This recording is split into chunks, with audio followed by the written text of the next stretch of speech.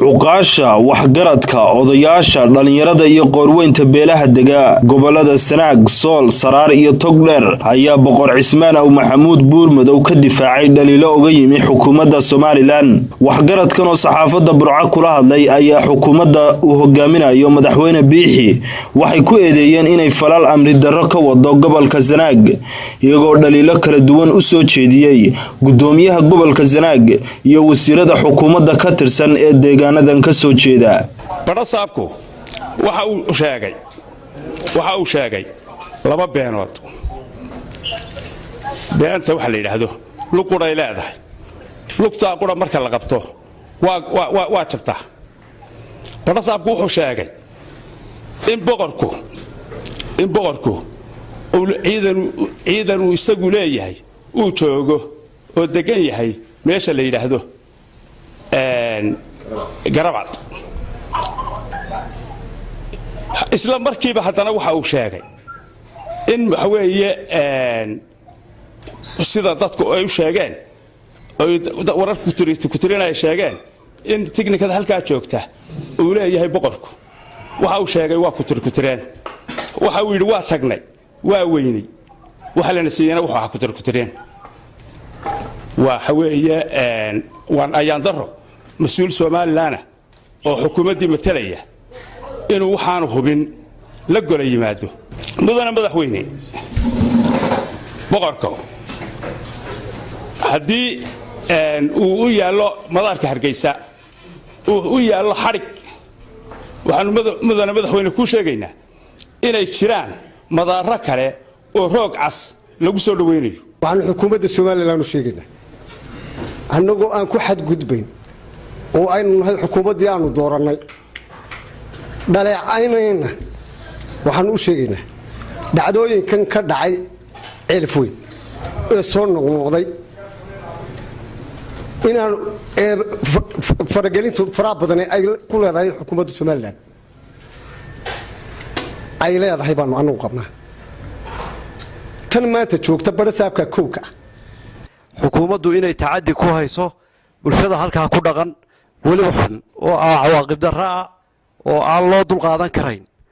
waxaan leeyahay dawladda wada hadal baa fiican in xal lagu galo la wada hadlo xabadu xal maaha waxaasna wixii hore looga dagaalamay ee siyaad bare lagu riday.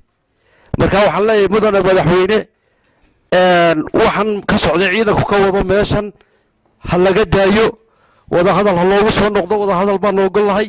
waxaan leenahay mudane madaxweyne barasaabka aad u igmatay gobolka Sanaag iyo wasiirada aad u igmatay gobolka Sanaag dhamaantood way ku fashilmeen iyagoo taa bedelkeeda ka dhigay boqor Cismaan Aw Maxamuud Buurmadow inay ku eedeeyaan nabadgelyo darrada ka jirta gobolka Sanaag isagoo ah astaanta kaliya ama madaxa kaliya ee nabadgelyo ee ka soo jeeda gobolka Sanaag. boqor Cismaan inuu boqor Afrika ahaa oo boqor Afrika yahay oo isaga inta looga yeeray Hargeysa uu Liibiya tagay. boqorkii Afrika ee lambar 1 ka ahaa waxa qaatay Qadaafi kii lambar 2 giina isaga qaatay. horta adii kama ridin de lambar 2 gi horta waxa weeye boqor Somaliland weeye boqor reer maaha boqor la yiraahdo ayaar loola tagana maaha. horta waxaan leenahay qolada reer Burco aanu tolka nahayna iska ogaada habeenkii dhaweeto taa kadib haw noqonina taana hadaydan xaal iyo boolajis ka bixin waa idin taal de madax la caayun bay yeelanaysaa. boqor Cismaan Aw Maxamuud nabadda Somaliland kaliya kuma suntana wuxuu ku suntan yahay nabad fara badan wuxuu ku suntan yahay nabad fara badan beela badan buu heshiisiyay ma aha maanta nin loo oran karo nabadgelyo xumaa u taala adduunka.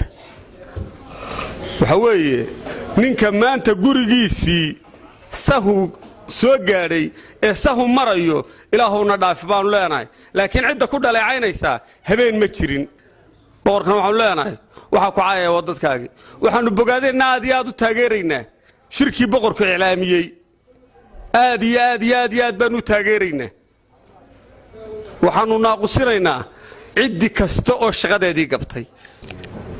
waxaan halkan ka sheegaynaa boqor cismaan aw maxamuud buurmadow oo si qaawan ay u weerartay xukuumadda Soomaaliland.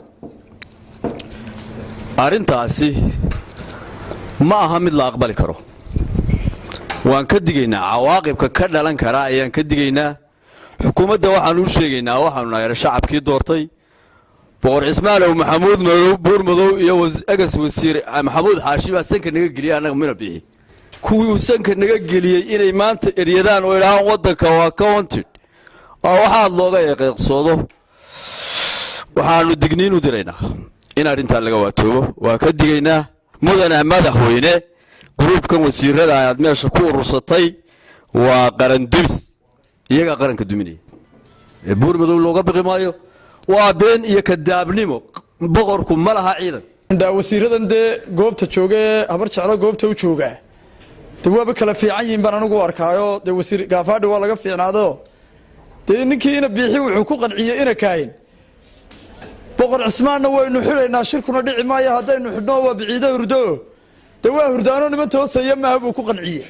marka ina gaafaadhi wuu ka garan waaye taasoo wuxuu odhan kari waaye wuu kuba raacayba dee hawshaa in biciida hurdo wuu ku raacayo dee nin wasiir ka fiicnaaday unbuu noqday taasi. waxaan u sheegayaa xukuumadda boqor cismaan cidina ma xidhi karto cidina xadhig uguma hanjabi karto. annagu waxaanu nahay baalashiisii haddii boqor cismaan mar dambe aanu xadhig dambe aanu ka dareenno dowladda waxa weeye dowladda waanu ku kacaynaa waanan ka hortegaynaa. Axmed Kaafi, Bulsha TV, Burco.